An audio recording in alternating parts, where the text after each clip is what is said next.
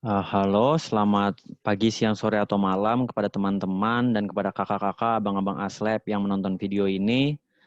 Perkenalkan, nama saya Theodorus Lukas dengan NPM 19063555711. Dan pada video kali ini saya akan menjelaskan mengenai study case yang saya dapatkan di modul 3 praktikum rangkaian elektronika, yaitu tentang BJT atau Bipolar Junction Transistor. Langsung saja. Jadi BJT ini apa? BJT ini merupakan suatu jenis transistor yang memiliki 3 terminal, yaitu terminal base, terminal kolektor, dan terminal emitter. Dan BJT ini ada 2 jenis, PNP dan NPN. Ini gambar BJT yang aslinya. Nah, secara singkat aja, BJT itu tadi ada 2 jenis, BJT PNP dan BJT NPN. BJT PNP itu merupakan BJT yang memiliki bahan penyusunnya adalah satu materi semikonduktor N yang menjadi bahan base diapit oleh 2 semikonduktor P.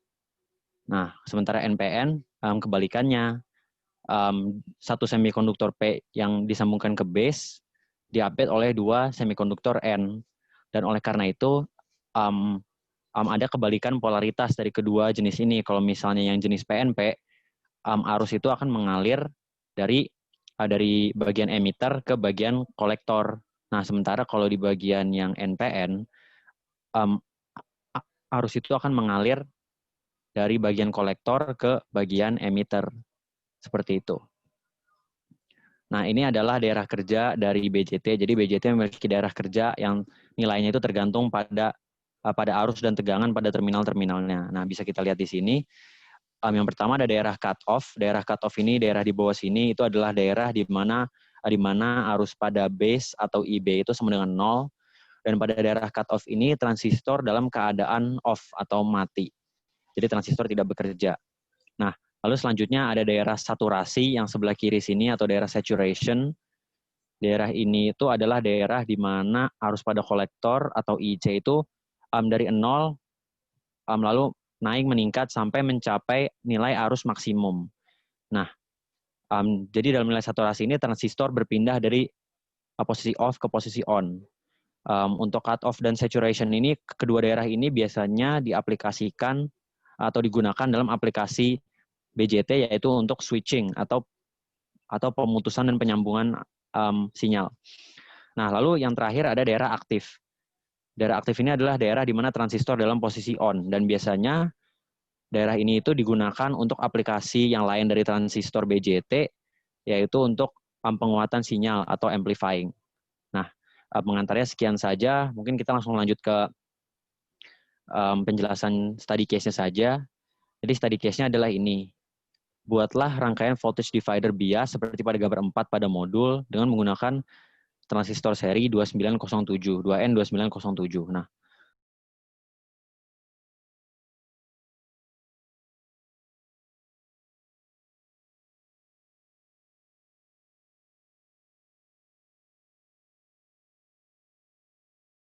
Nah, beginilah.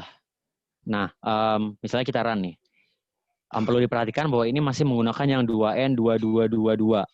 Jadi 2N22 ini merupakan transistor jenis NPN. Nah, jadi apabila kita lihat dalam kondisi ini lampu tidak menyala, apabila resistor ini kita slide, kita turunkan resistansinya.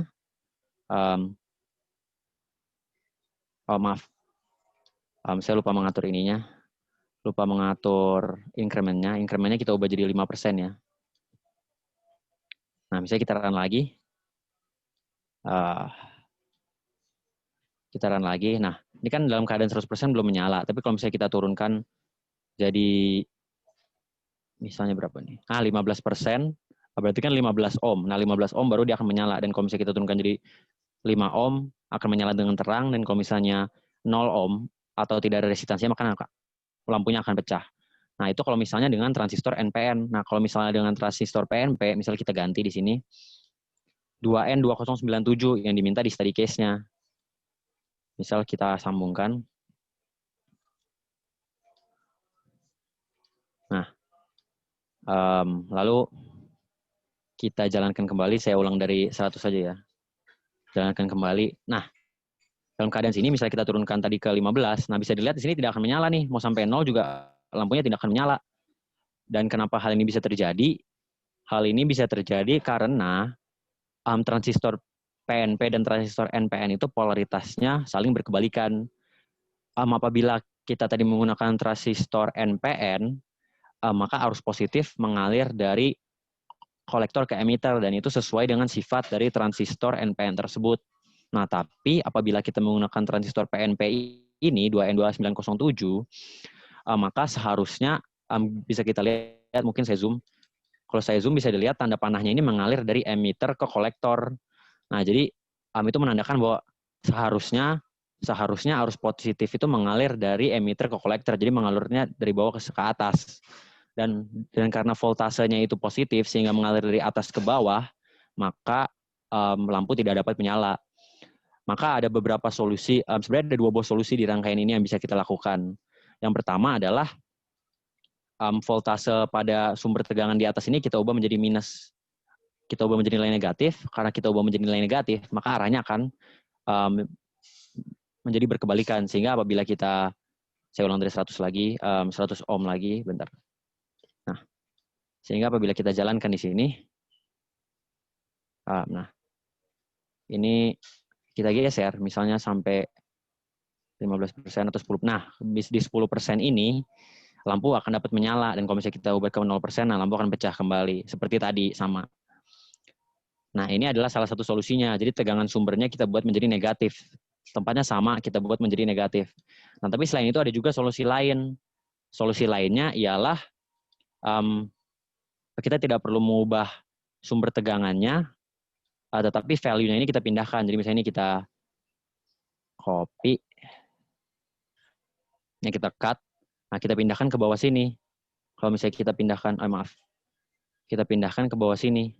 Kalau misalnya kita pindahkan seperti ini, nah kita pindahkan ini ke bawah sini, maka dia akan mengalirnya dari arah yang berlawanan.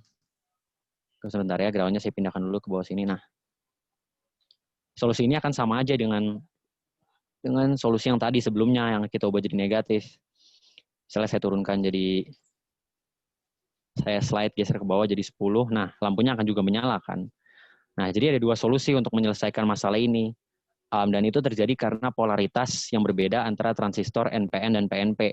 Jadi kalau misalnya kita menyusun rangkaian voltage divider, kesimpulannya adalah kita harus memastikan terlebih dahulu transistor ini jenis NPN atau PNP sebelum kita menentukan arusnya akan mengalir dari mana ke mana.